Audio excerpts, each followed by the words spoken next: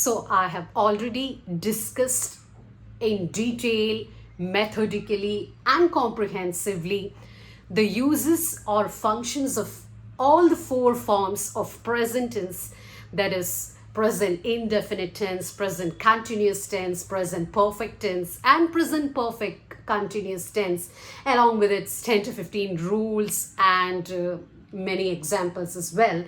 The link will be provided in the description box. So today I am going to proceed with the simple past tense. Okay, the 10 uses of simple past tense, its function and its purpose. When and where should we use simple past tense? The simple past tense is also called as preterite. Now, what is the meaning of this? It means something that is former. Haven't you heard bygones are bygones? So bygones, former, the past, everything is simple past tense. So before we go in detail about simple past tense, let's revise about the structure of a sentence written in simple past tense, and that is subject plus simple past tense, that is a second form of verb, and then comes the object. For example, I cook the food, I play cricket. All these is the structure of a sentence in simple past tense. Now here comes the twist. That is, a verb is of many types, and here we need to know a verb is divided into regular verbs and irregular verbs. Now, what are regular verbs and irregular verbs? A regular verb follows the normal grammatical pattern, that is, adding ed and d to the past tense and past participle of the verb.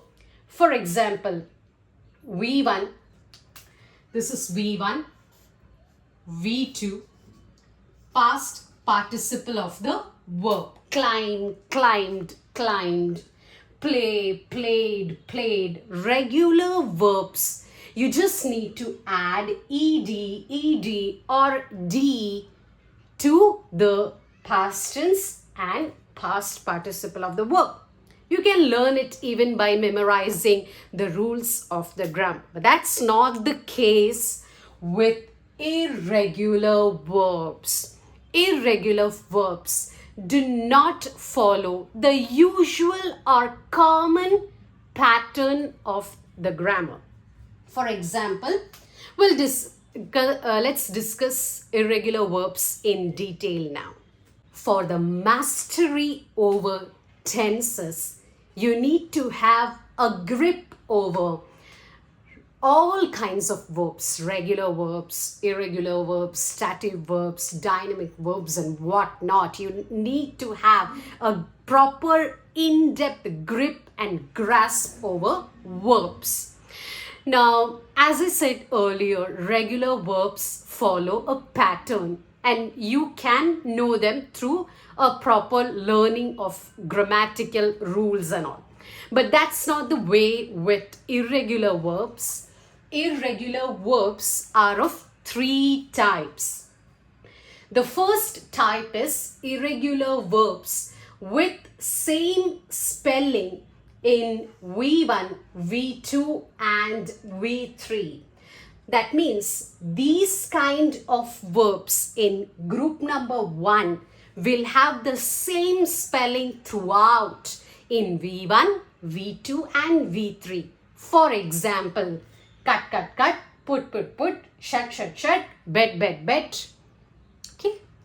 Second group of irregular verb is which they have the same simple past and past participle of the verb, that is V3. Okay, so what is the second group of irregular verbs? The V1 will remain the same, but V2 and V3 will be different. Let's look at the example. Find, found, found. V2 and V3 are the same. Buy, bought, bought. Again, V2 and V3 are the same. Third group of irregular verbs are those which have altogether different spellings throughout. Let's see. With all three different example: drink, drank, drunk; see, saw, seen; take, took, taken. Now, you may be in a dilemma. You may be thinking, how do I know this? How do I learn all these kind of V2 and V3? And my suggestion is it comes only through practice, wide reading, and familiarization. The more you read, the more you learn, the more you understand and comprehend about regular and irregular verbs. Why? Because irregular verbs do not have any hard and fast rules in grammar. So it's time for us to learn about the 10 uses or function or purpose of simple past tense. Let's do it together. So rule number 1 is extremely important and is the base or foundation of all the other rules. So you need to be extra attentive in rule number 1. First, let's read rule number 1. Use simple past in an action that started in the past and ended in the past. The action is completed in an action before now. Now means present. The time of action can be distant past or recent past. Duration or length of the time is not important.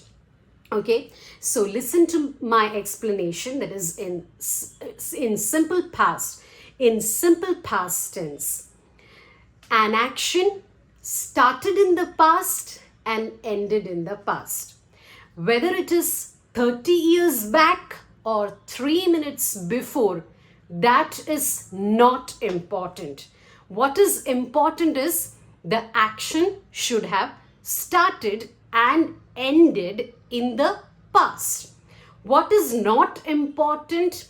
The extent of the activity, that is the activity that takes place over the period of time, is not important. What do you mean by over? It means extension. It means the passage of time is not important. The duration of time is not important. The length of the time, the extension, the passage is not important. Then what is important? The action started and ended in the past. That's all important. I hope you got it. So let's look at the examples of simple past tense. The first is he lived in Berlin. It means the action is completed in the past. Now you may be wondering, why can't we just say he was living in Berlin? It means the action is still not completed. Something happened then. Second is he sailed to US in 1948. He sailed means he is no more sailing. He lived means he is no more living. If we say he was sailing to US, then it means the action is not completed. Something happened. Third is he did his work. There is no work that is incomplete or unfinished. He has completed his work.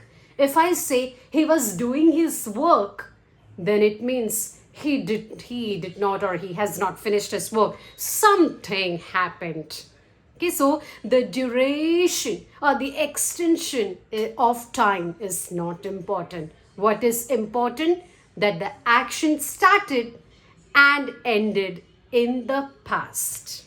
Rule number 2 says use simple past tense with expressions of definite point of time. Okay, with precise point of time, you can use simple past tense, but there is one condition, that is the action should have started in the past and ended in the past, which you need to keep in mind. Example 1, I went his home day before yesterday, or a day before I went to his home, or I went his home. Second example, I met him 3 years ago. 3 years ago, all these are expressions of definite or precise point of time where we use simple past tense. Third, I saw him a minute ago. A minute ago, or 2 minutes back, a few minutes ago, few minutes back, I saw him. Next is a week ago, he seemed fine. A week ago. Fifth is I visited the politician yesterday. I visited the politician. Next is last night he was unwell. This is the past tense of be, was. All day long he did nothing. So let's mark the simple past tense. Simple past, past simple, simple past, simple past, simple past, past, past. So what does the rule say? With definite point of time, use simple past tense, but the eligibility criteria is the action should have started in the past, ended in the past, duration of time, an action that occurs over a period of time is not important, process is not important. Then what is important? Important is action completed in the past. Rule number 3 says use simple past tense for an indefinite point of time. Use simple past tense for expressions in indefinite point of time. Now, you may be thinking that isn't it contrary that rule number 2 said use simple past tense for definite point of time, and now you are saying that use it for indefinite point of time. But the thing is, as far as or as long as we know that the action started and stopped in the past, there's nothing wrong in using simple past tense, and that's all that matters. So let's look at the examples. So what are the expressions that point to indefinite point of time? I hope you know what is indefinite. Indefinite means unspecified, uncertain. I'm not certain about the time, day, date and all. First example is the other day I saw him. Okay, my neighbor knocked my door and he came up to me and asked me, did you see him? Did you see Mr. James? And I said, the other day, yeah, the other day I just saw him. Why I gave such a remark? Because I don't remember when I actually saw James on the road. There is no adequate information with me. I can't remember or recollect whether I saw him on Monday or Tuesday or Wednesday. So I just gave this reply. The other day I saw him. The action is important. The other day is not precise point of time. It's indefinite point of time. Next, second example is he worked in NIT ages ago. So ages ago is again indefinite point of time. Indefinite means it's not specified, because I don't know whether he actually worked in 2014 and 2015, but I do remember that he worked in NIT years back. Third is long time ago he got the order. Long time ago again is expression of indefinite point of time. Don't you remember we just happened to chance by a story that begins with once upon a time there lived a king who was a brave warrior. So these expressions once upon a time, because we don't know when that king actually lived. We don't have adequate information with us. He might have been in BC or in AD 1498 or 1499. We don't exactly remember. So we use such indefinite point of time. But that's not wrong. Why? Because duration, process, extension is not important. The action, we know that the action got finished in the past. Rule number 4. Simple past tense is used with adverbs of frequency like often, sometimes, usually, always, but not often. So these are the adverbs of frequency like often, often, sometimes, usually, always. And with such adverbs, we can use simple past tense. For example, usually I ate half of the burger whenever I visited a hotel or a restaurant. Second is I frequently visited him in the hospital. I saw him often near the hospital. So with such adverbs of frequency, we use simple past tense.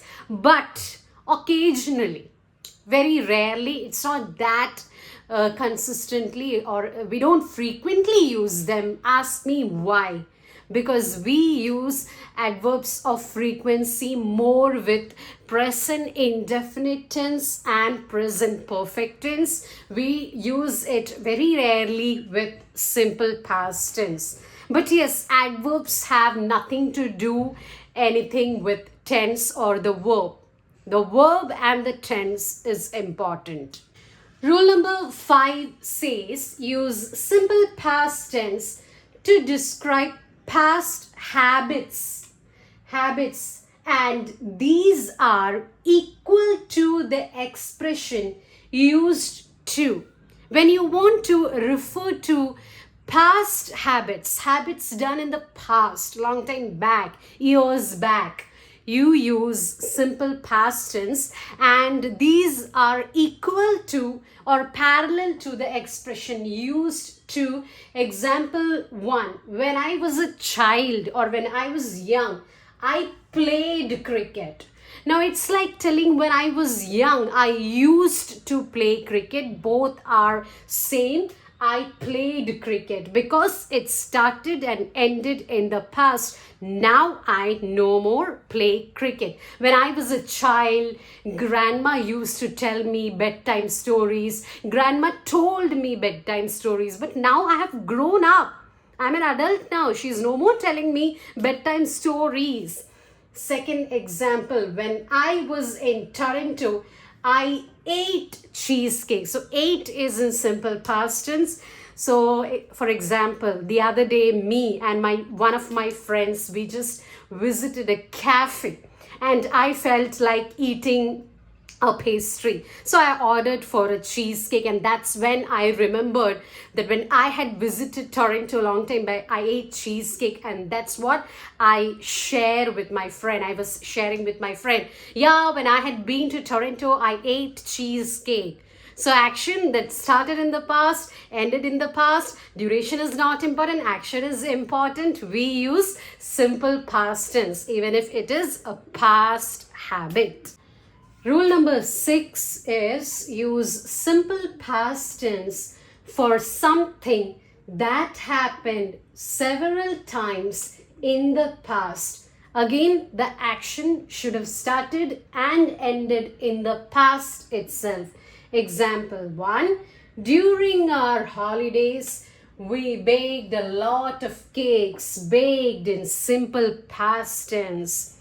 So when I was a child, I visited my hometown, and me and my cousin, we all assembled and came together, and we baked a lot of cakes. We played hide and seek, we played marbles, we played scavenger hunt. So for an action that happened multiple times, several times in the past, we use simple past tense. Example 2. Those days we went every house distributing sweets. So whenever I visited my native place, me and my cousins, we visited every home distributing sweets and other yummy dishes. Okay, so for an action that happens multitudinous several times in the past, which is an action repeating, starting and ending, stopping in the past itself, we use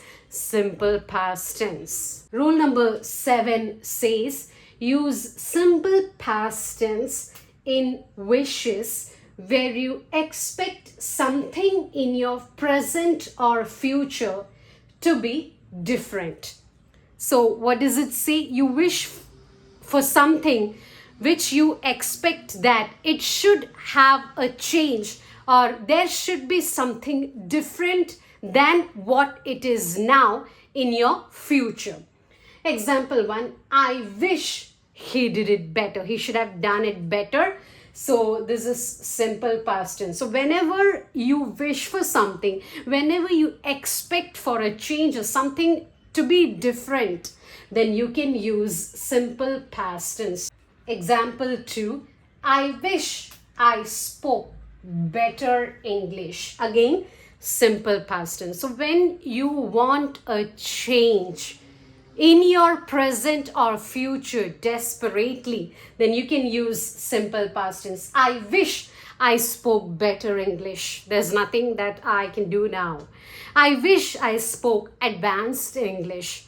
I wish I owned a BMW. I wish I owned iPhones. So that's it. When you wish for something, when you want a change from your current scenario, from the present or future, then use simple past tense. Rule number 8, use simple past tense with if, and if means giving some conditions or conditional statements. If he worked hard, he will succeed. If she left now, she can catch the flight. So if there is a condition with if, you can use simple past tense. This is simple past tense. Moving on to the next. Rule number 9 says use simple past tense to indicate another action which happened in the middle action. Now what does it say? It means a long action is happening, and an action that happens in the midst of that long action, you need to use simple past tense. Let's see. He left the place while I was cooking. Now, which action is a long action? Which action is in continuity, in progress? That I was cooking. And what happened in the middle of that action? He left the place abruptly. I didn't even know that. Example 2. The lights went off while I was cooking. What happened while I was cooking? The lights just went off abruptly, and so I had to stop my cooking abruptly and on the spot. So any action that happens in the midst of another big long action, use simple past tense. And that's it all for today. I hope the topic is crystal clear. Follow for more. Stay updated, eat well, and have a great day.